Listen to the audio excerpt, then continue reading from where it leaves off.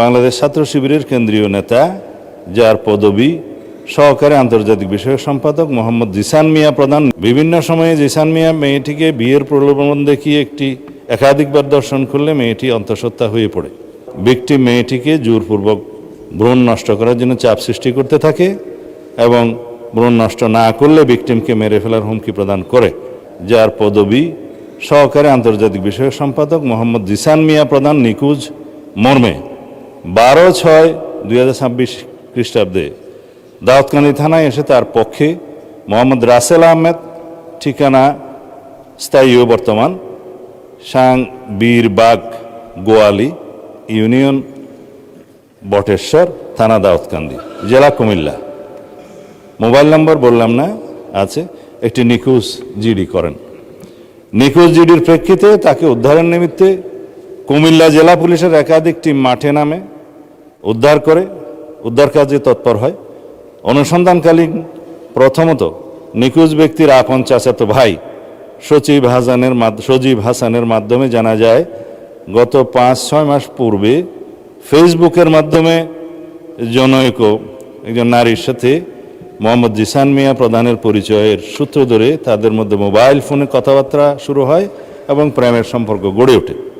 মাননীয় স্পিকার, কুমিল্লা জেলা পুলিশের তথ্য মতে বিভিন্ন সময়ে জিসান মিয়া মেয়েটিকে বিয়ের প্রলোভন দেখিয়ে একাধিকবার দর্শন করলে মেয়েটি অন্তঃসত্ত্বা হয়ে পড়ে।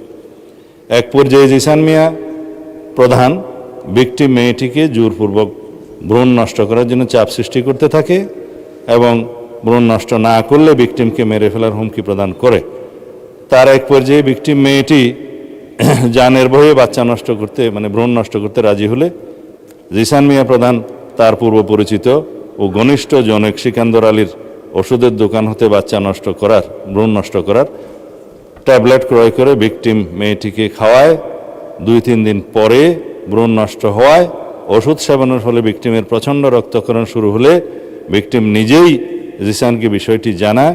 তখন জিসান তার আপন চাচাতো ভাই সজীবের মাধ্যমে পুনরায় একই ফার্মেসি হতে ওষুধ সংগ্রহ করে ভিকটিমের বাড়িতে পৌঁছে দেয়। ওষুধ সেবনের পর রক্তক্ষরণ বন্ধ হলে ভিকটিম জিসানকে বিয়ের জন্য চাপ সৃষ্টি করে।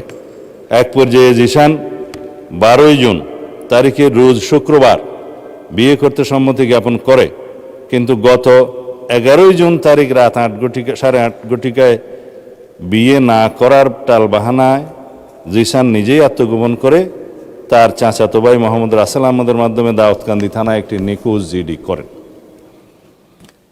নিখোঁজ জিডির অনুসন্ধানকালীন কুমিল্লা জেলার লাকসাম থানা এলাকায় স্থানীয় লোকজন ও লাকসাম থানা পুলিশের মাধ্যমে আত্মগোপনে থাকা জিসান মিয়া প্রধানকে উদ্ধার করা হয়। ভিকটিম মেয়েটিকে থানায় হাজির হয়ে মোহাম্মদ জিসান মিয়াকে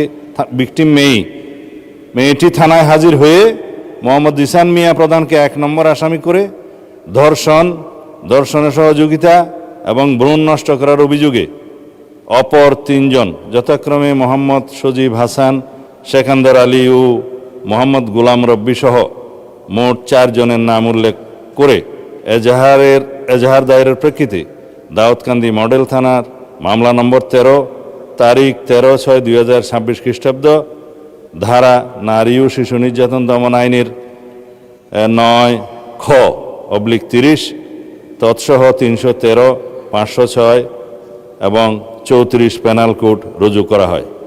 গত 13/6/2026 তারিখে এই অভিযুক্ত সজীব হাসান ও সিকান্দর আলী তাদেরকে গ্রেফতার করা হয়। তারা বিজ্ঞ বিচারিক জুডিশিয়াল ম্যাজিস্ট্রেট আদালতে ঘটনায় নিজেদেরকে জড়িয়ে 164 দ্বারায় স্বীকারোক্তিমূলক জবানবন্দি প্রদান করে। বর্তমানে মামলাটি তদন্ত অব্যাহত আছে। যেহেতু মাননীয় স্পিকার, এই বিষয়ে অনেকেই ভেরিফাইড ফেসবুক পেজে তার নিখোঁজের বিষয়টি অন্যভাবে বর্ণনা করে সরকারকে দায়ী করতে চেয়েছিল এবং প্রকৃত ঘটনা উদ্ঘাটনের পরে সেটা আমরা মনে করলাম এই ঘটনা জাতির সামনে প্রকাশ করা দরকার। আমি এই মহান জাতীয় সংসদের মাধ্যমে এটা প্রকাশ করলাম। ধন্যবাদ মাননীয় স্পিকার। ধন্যবাদ মাননীয় স্বরাষ্ট্রমন্ত্রী।